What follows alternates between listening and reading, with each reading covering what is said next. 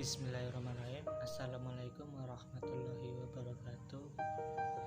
Di sini saya akan menjelaskan mengenai kias istisna. Apa sih itu kias istisna?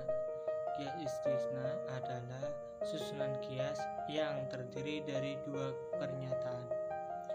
Yang pertama sebagai syarat dan yang kedua dikaitkan dengan lafaz akan tetapi. Kias istisna terbagi menjadi dua macam, yaitu istisna yang bersambung dan istisna yang terpisah.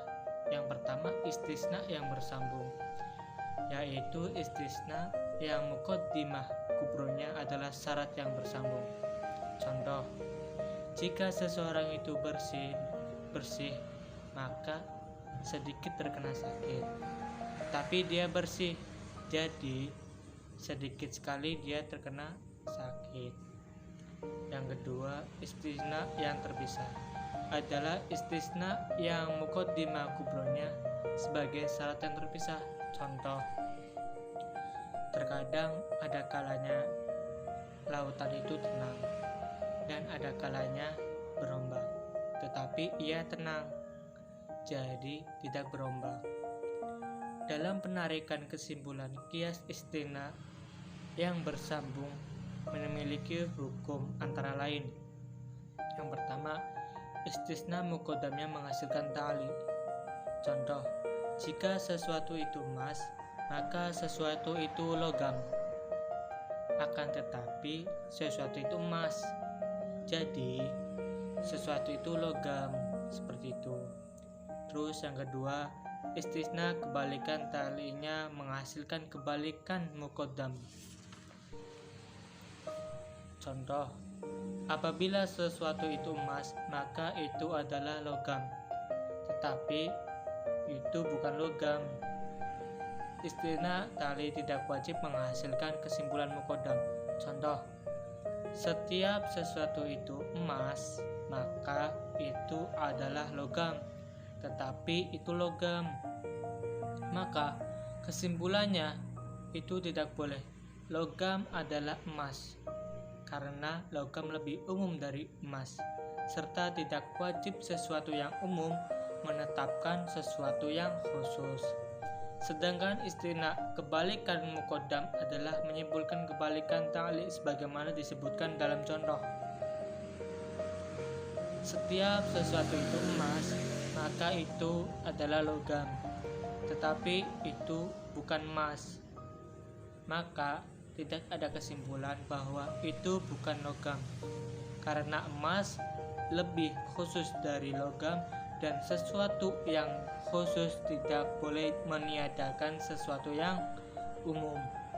Jadi seperti itu. Dalam penarikan kesimpulan, kias istisna yang terpisah itu mempunyai hukum sebagai berikut.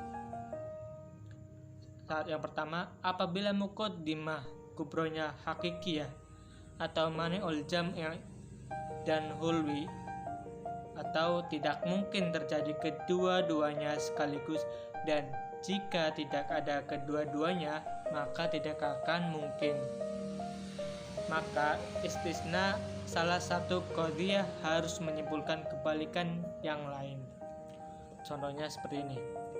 Ada kalanya qadhiyah itu benar dan ada kalanya qadhiyah itu salah, tapi qadhiyah itu benar, jadi qadhiyah itu tidak salah. Terus yang kedua, jika terdapat mani'atul hulwi, tidak mungkin tidak terjadi kedua-duanya dan mungkin kedua-duanya terjadi sekaligus, maka istisna kebalikan dari salah satu qadhiyah dapat menghasilkan kesimpulan yang lain. Contohnya seperti ini. Ada kalanya sesuatu itu bukan pohon atau bukan batu, jadi ia bukan batu. Terus yang ketiga, jika terdapat mani'atul jam'i, tidak boleh terjadi kedua-duanya dan boleh tidak terjadi kedua-duanya, maka salah satu qadhiyah terdapat kesimpulan kebalikan yang lain. Contohnya seperti ini. ada kalanya sesuatu itu hitam dan ada kalanya putih. Tetapi sesuatu itu hitam.